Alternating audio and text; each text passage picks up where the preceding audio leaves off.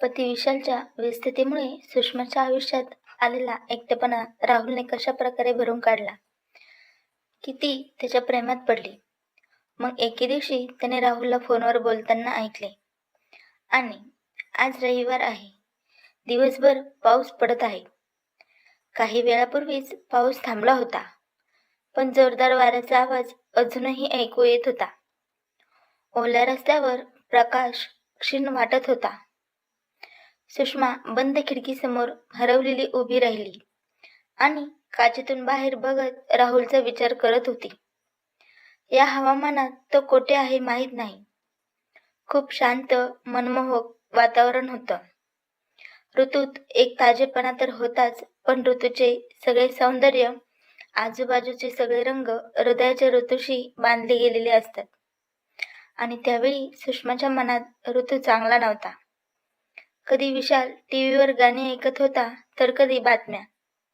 तो रिलॅक्स मूडमध्ये होता. सुट्टी होती.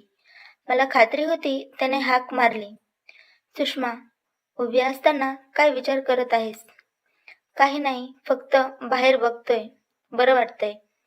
कीर्ती आणि समृद्धी किती दिवस येणार? बस ते येणार आहेत. मी त्यांच्यासाठी काहीतरी बनवते, सुषमा म्हणाली आणि स्वयंपाकघरात गेली.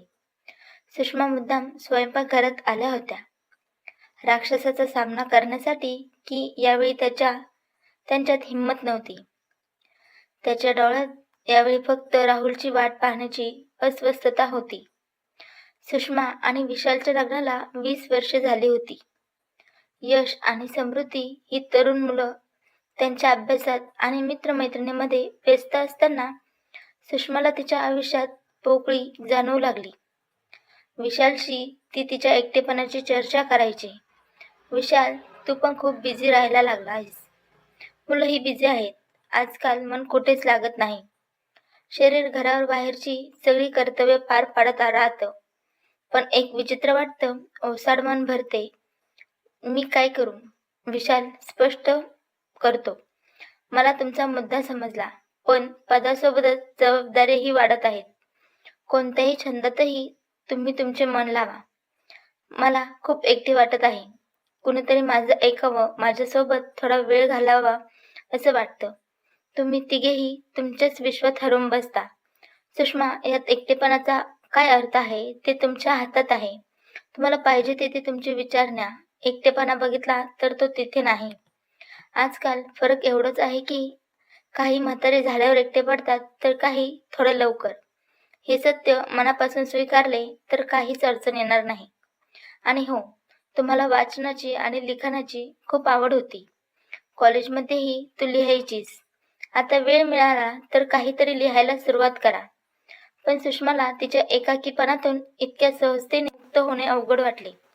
दरम्यान विशालने आपल्या प्रिय मित्राचा धाकटा भाऊ राहुल, जो रुरकीहून MBA करण्यासाठी दिल्लीला आला होता, त्याला घरी येण्यास सांगितले.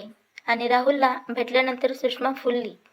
वसतिगृहात राहण्याची व्यवस्था होऊ शकली नाही. तेव्हा विजय विशालला फोनवर म्हणाला, मित्रा, त्याला जवळच कुठेतरी एक खोली घे. घरातल्या सगळ्यांची काळजी कमी होईल. विशालच्या सुंदर घरात पहिल्या मजल्यावर 2 खोल्या होत्या. एक खोली यश आणि समृद्धीची स्टडी रूम होती. दुसरी एक प्रकारची गेस्ट रूम होती. सर्वजण खाली राहत होते. काही समजत नसताना विशालने सुषमाशी चर्चा केली. राहुलला वरची खोली का देत नाही?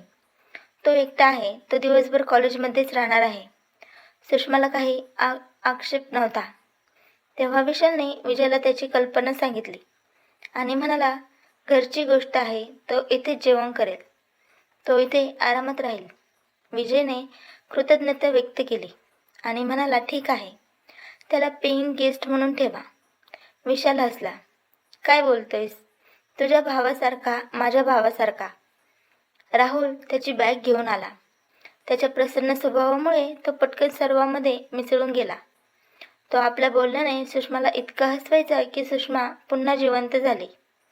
नियमित व्यायाम आणि संतुलित आहार यामुळे सुषमा संतुलित शरीराच्या मालक होत्या. राहुल तिला म्हणायचा, कोण म्हणेल की तू कीर्ती आणि समृद्धीची आई आहेस? ती मोठ्या बहिणीसारखी दिसतेस. राहुल सुषमाच्या बनवलेल्या जेवणाची, तिच्या स्वभावाची, तिच्या सौंदर्याची प्रशंसा करायचा आणि वयाच्या 40व्या वर्षी एका तरुणाकडून तिची स्तुती ऐकून सुषमाला नवा उत्साह भरून आला. अनेक दिवसापासून विशाल त्याच्या पदाच्या बढत्या जबाबदाऱ्यामध्ये व्यस्त होता. आता फक्त नाश्त्याच्या वेळेस प्रचंड जांभई येत असताना विशाल पटकन पेपर बघायचा आणि बॅग उचलून निघून जायचा. तो रात्री यायचा तेव्हा कधी बातम्यामध्ये तर कधी लॅपटॉपवर तर कधी फोनवर व्यस्त असायचा. सुषमा त्याच्या पुढे मागे फिरत राहिली. विशालने थोडा आराम करून तिचे बोलणे ऐकून घेतले. तिला तिच्या मनातील अनेक गोष्टी त्याच्याशी शेअर करायच्या होत्या, पण सुषमाला वाटले की विशालच्या जबाबदारीची प्रक्रिया थांबण्याचे नाव घेत नाही. एखाद्या हुशार अधिकाऱ्याच्या मुखवट्यामागे त्याची प्रेयसी कुठेतरी लपून बसली आहे असे त्याला वाटते. मुलांचा स्वतःचा दिनक्रम होता. घरी असला तरी तो मोबाईल किंवा TV किंवा अभ्यासात गुंतलेला असायचा. तिला मुलांशी बोलायचं असलं तरी अनेकदा दोन्ही मुलांचं लक्ष त्यांच्या फोनकडे असायचं. सुषमा एखादा उपयुक्त व्यक्तीसारखी उठून आपले काम करू लागली आणि आता एकटीच ती राहुलचा विचार करू लागली. पण कोणाला विनाकारण कोणत्याही इशाऱ्याशिवाय माणसाच्या आत जागा मिळते हे त्या घटनेनंतरच जाणवते. सुषमाच्या बाबतीतही तेच झालं.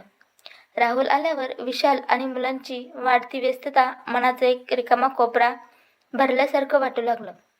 विशाल दौऱ्यावर असता तर राहुल कॉलेजमधून परत येताच म्हणाला असता, भाऊ गेला, तुम्हाला कंटाळा येत असेल, तुम्हाला हवे असल्यास तुम्ही बाहेर फिरायला जाऊ शकता, आपल्याबरोबर कीर्ती आणि समृद्धी घ्या. सुषमा म्हणायची, तो कोचिंग क्लासमध्ये आहे, केव्हापासून येईल, चला आम्ही दोघी जाऊ. मी गाडी बाहेर काढतो, दोघीही जातात, फिरतात आणि जेवल्यावरच येतात. सुषमा राहुलला पर्स कुठेही काढू देत नाही. राहुल तिच्या आयुष्यात ताज्या हवेचा श्वास म्हणून आला होता. दोघांच्या मैत्रीची व्याप्ती वाढत गेली. एकाकीपणाच्या अथंग डोहातून बाहेर पडून ती नव्या मैत्रीच्या भावनेच्या सागरात डुबू लागली. वय विसरून ती किशोरवयीन मुलांप्रमाणे दुप्पट उत्साहाने सर्व कार्य करू लागली. त्याला राहुलचे प्रत्येक बोलणे, प्रत्येक हावभाव आवडायचा. बरेच दिवस एकटेपणाच्या भावनेने मला माझ्या आतला रिकामा कोपरा खोलवर जाणवत होता. आता ती जागा राहुलने भरली होती.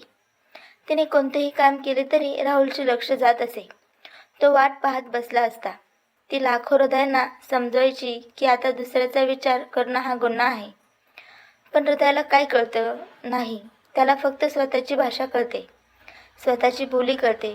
त्यात जे काही गळून जाते ते थोड्या कष्टाने बाहेर येते. आता इच्छा नसतानाही विशालसोबतच्या जिव्हाळ्याच्या क्षणामध्येही ती राहुलच्या किलबिलाट आवाजाने वेढलेली असायची. मन दोन दिशेने फुल स्पीडने खेचल्यास ते तुटायचे. मनात उलथापालथ सुरू झाली. इथे बसून तिला कोणता आजार झालाय याचा विचार करायचा. ही किशोरवयीन अवस्था प्रत्येक आवाजाने हैराण होणारी. कधीकधी आरशासमोर उभी राहून ती स्वतःच्या मूडवर हसायची. अचानक एके दिवशी राहुल चेहरा लटकत कॉलेजमधून आला. सुषमा खातात असे विचारले असता त्यांनी नकार दिला. तो ड्रॉइंग रूममध्ये शांत बसला होता. सुषमाने पुन्हा विचारले तेव्हा त्याने सांगितले, आज माझ्या कॉलेजमध्ये मोबाईल हरवला. येथे येताना विजय भैयाने एवढा महागडा मोबाईल घेतला होता. भाऊ आता खूप रागवणार. सुषमा शांतपणे ऐकत राहिली. ती काहीच बोलली नाही. मात्र दुसऱ्या दिवशी त्याच्या ठेवीतून 15,000 काढून जबरदस्तीने राहुलच्या हातावर टेकवले. राहुल नकार देऊ लागला, पण सुषमाच्या सांगण्यावरून पैसे ठेवले. अजून काही महिने गेले. मोकळा वेळ मिळताच विशालसुद्धा राहुलच्या तब्येतीची विचारपूस करायचा. पण त्याच्याकडे वेळ नसला तरी घरची संपूर्ण जबाबदारी सुषमाकडे सोपवून तो आपल्या कामात गुंतून जायचा. सुषमाचे मन राहुलच्या मैत्रीच्या रंगात पूर्णपणे मग्न झाले होते. पूर्वी त्याला विशालमध्ये मित्र दिसायचा. आता त्याला विशालमध्ये मित्राची झलकही दिसत नाही. त्याची चूक होती का? आता तिच्या कोमल भावनांना स्पर्श करूनही विशालला हलता येत नव्हते. त्याला राहुलमध्ये एक मित्र दिसतो. तो तिच्या बोलण्यात रस घेतो, तिचे छंद लक्षात घेतो, तिच्या आवडीनिवडीवर चर्चा करतो. तो फक्त मित्राच्या शोधात होता. त्याला राहुलच्या रूपाने मिळालेले आहे. त्याला दुसरे काही नको आहे. एक दिवस विशाल टूरवर होता. यश आणि समृद्धी वाढदिवसाच्या पार्टीला गेले होते. अंधार पडत होता. एक पुरुष नाव सुद्धा अजून आले नव्हते. सुषमा लॉनमध्ये फिरत होते. राहुल आला, खाली डोके टेकवून वरच्या खोलीत गेला. सुषमाला पाहूनही तो थांबला नाही. त्यामुळे सुषमाला त्याची काळजी वाटू लागली. ती त्याच्या मागोमाग वरती गेली. राहुल आल्यापासून ती कधीच त्याच्या खोलीत जात नसे. सकाळी साफसफाई करून मोलकरीण यायची. त्याने जाऊन पाहिले तर राहुल डोळ्यावर हात ठेवून पडलेला होता. सुषमाने विचारले, काय झाले, बरे वाटते आहे का? राहुल उठून बसला. मग हळू आवाजात म्हणाले, मी ठीक आहे. मग रॉनी सुरत का बनवलाय? भावाने बाईकसाठी पैसे पाठवले होते. माझ्या मित्र उमेशच्या बहिणीचे लग्न आहे म्हणून. तिला गरज पडल्यास मी तिला सर्व पैसे दिले. आता भाऊ बाईकबद्दल विचारलं तर काय बोलू, मला काही समजत नाहीये. आठवतो का तोच उमेश? तो एकदा इथे आला होता आणि मी त्याला तुमची ओळख करून दिली होती. हो, मला आठवलं. सुषमाला तो मुलगा आठवला जो तिला पहिल्या नजरेत आवडला नाही. ती म्हणाली, आता काय करणार? मी काय करू शकतो? भाऊला वाटेल की मी इथे फिरतोय. तो म्हणेल सगळे सोडून परत ये, इथेच अभ्यास कर. राहुलच्या जाण्याच्या विचाराने सुषमा हादरली. मग तोच एकटेपणा असेल, तोच कंटाळा येईल म्हणून ती म्हणाली, मी तुला पैसे देतो. अरे नाही, ही काही छोटी रक्कम नाही. काही हरकत नाही, मी मुलांची कोचिंग फी माझ्याकडे ठेवली आहे, मी तुला देईन. पण हे पैसे मी तुला लवकरच परत करेन. हो ठीक आहे, उद्या माझ्याकडून पैसे घे. आता खाली येऊन जेव. सुषमा खाली आली. तुझा वार्डरोब उघडला. त्याच्यासमोर पैसे ठेवले होते. वाटलं आता राहुलला देईन. यावेळी त्याची अधिक गरज आहे. गरीब माणूस खूप दुःखी होत आहे.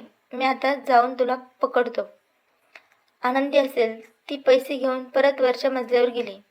तिची पावले राहुलच्या खोलीच्या दाराबाहेर थांबली. फोनवर कोणाशी तरी हळूच बोलत होता. इच्छा नसतानाही सुषमाने त्याच्या आवाजाकडे कान लावले. तो म्हणत होता, मित्रा उमेश मोबाईल आणि बाईकची व्यवस्था केली आहे. आता काय करायचं याचा विचार करतोय. श्रीमंत स्त्रियांशी मैत्री करण्याचा हाच फायदा आहे. त्यांना त्यांचा कंटाळा दूर करण्यासाठी कोणीतरी हवे आहे आणि माझ्यासारख्या मुलांना त्यांचे छंद पूर्ण करण्यासाठी कोणीतरी हवे आहे. मला असेही वाटते की मी थोडा संयम दाखवला तर ती माझ्यासोबत झोपेल. ती कशीही मूर्ख आहे. सर्व काही असताना ती भटकते. मला काय, त्याच्या मूर्खपणाचा मलाच फायदा होतो. सुषमा जड पावलांनी खाली आली आणि कापलेल्या झाडासारखी बेडवर पडली. माणसाला न्याय देताना कधी कधी डोळे पराभूत होतात असे वाटले. जणू एखाद्या जाणकार ज्वेलरने काचेला हिरा समजला. तीव्र वेदनाने तिला स्वतःचीच लाज वाटू लागली. इतके दिवस ती राहुल सारख्या हुशार माणसासाठी अस्वस्थ असायची. राहुल बरोबर होता, ती मूर्खपणा करत होती. एकटेपणाच्या भावनेने ज्या वाटेवरून त्याची पावले पुढे सरकत होती, त्या वाटेवर कधी विशाल आणि मुलांना त्याच्या मनाची कल्पना मिळाली तर त्यांच्या नजरेत त्याच्याबद्दल काय आदर असेल. तेवढ्यात विशालचा आवाज कानात घुमला. एकटेपणाने आणि नशेवर शाप देऊन नेहमी दुःखी राहण्यापेक्षा गोष्टी जशा आहेत तशा स्वीकारणे चांगले. असे केले तरच मोकळा श्वास घेता येईल. ही बाब त्याच्या लक्षात येताच सुषमा त्यांना थोडी शांतता मिळाली. त्याने निसर्गाचे आभार मानले. वयाच्या या टप्प्यावर त्याला परिस्थिती हाताळता आली नाही. ती उद्याच राहुलला इथून निघायला सांगेल आणि इतरांच्या भावनांशी खेळणाऱ्या मुलांवर नवऱ्याची कमाई उधळण्या इतकी ती मूर्ख नाही हेही सांगेल.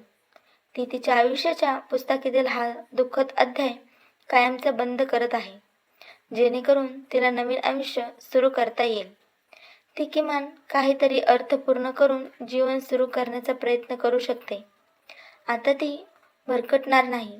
तिच्या डोळ्यातून राग, द्वेष, अपमान आणि पश्चातापाचे मिश्र अश्रू वाहत होते. पण आता सुषमाच्या मनात दुविधा नव्हती. आता ती स्वतःचे सजवलेले क्षण जगणार. स्वतःच्या नव्या ओळखीने अचानक तिच्या मनातील सर्व गाठी मिटल्या. वेड्या मनाचा हाच पर्याय होता. कथा आवडल्यास लाईक आणि सबस्क्राईब नक्की करा. थँक्यू.